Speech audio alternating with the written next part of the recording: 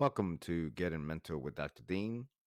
This is episode 6 and part 2 of the Grieving series. Please remember to like, subscribe, and share.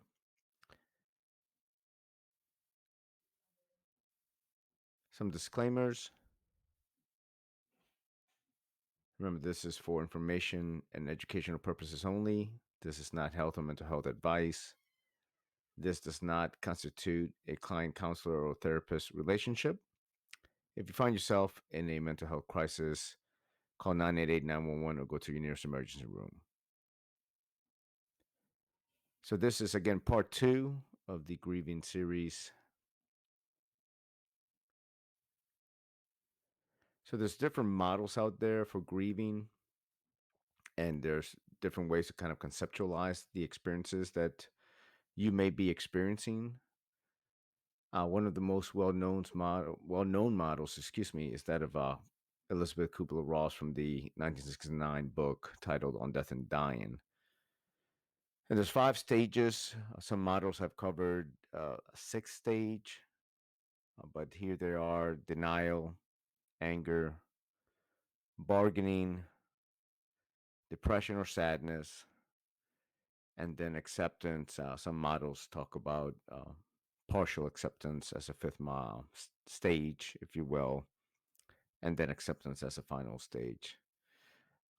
Denial, you don't believe it. Anger at God or higher power. Anger at the individual. Bargaining, maybe if this would have happened, they wouldn't be dead. If that would have happened, they wouldn't be dead. Of course, depression, acceptance is pretty self-explanatory.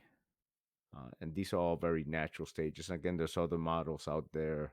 This is just one that I've known for a long time and that I tend to lean towards.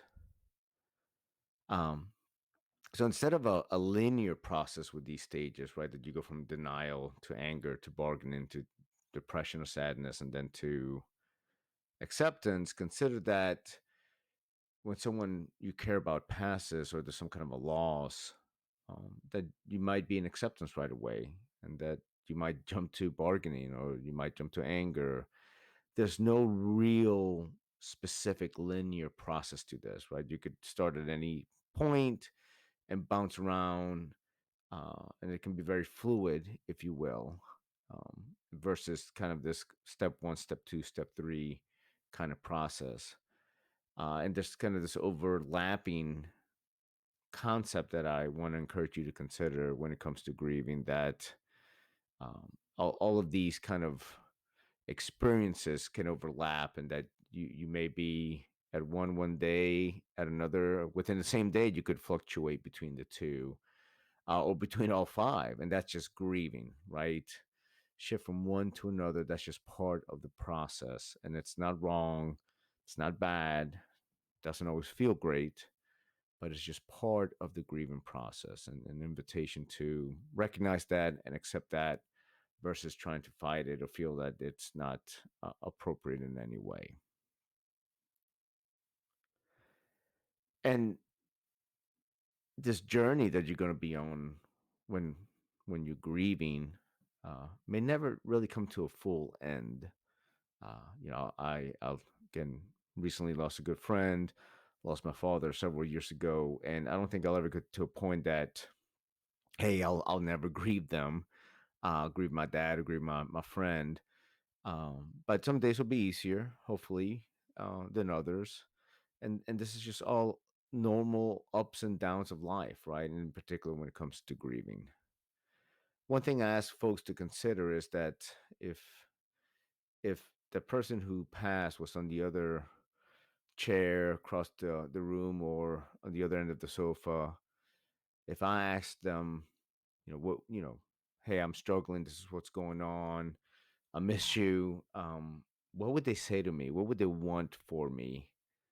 And sometimes I find for myself, if I can ask myself that question, it provides some clarity. And I know that and truly believe that my dad and my friend and anyone else I've lost in my life, that they would want me to be happy and to not cry about them. They wouldn't be upset that I'm crying, but that they would want me to be happy and to not be sad, but to celebrate their lives. So this loss is difficult, but it's not impossible.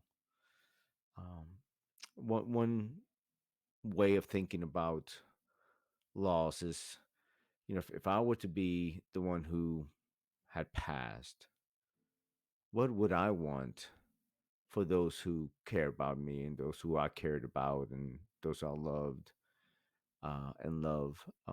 Would I want them to laugh and celebrate my life, or would I want them to be sad? And again, that doesn't mean don't be sad if you're feeling sad. It just means that an invitation to consider also remembering to laugh and celebrate the life of this person that you cared about. So as you continue in your grieving, if you find that it has continued for far too long, and I can't put a specific time period on that for you, but if it's going for a long time, consider contacting a mental health professional for additional assistance.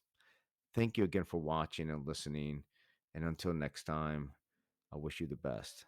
Y'all take care.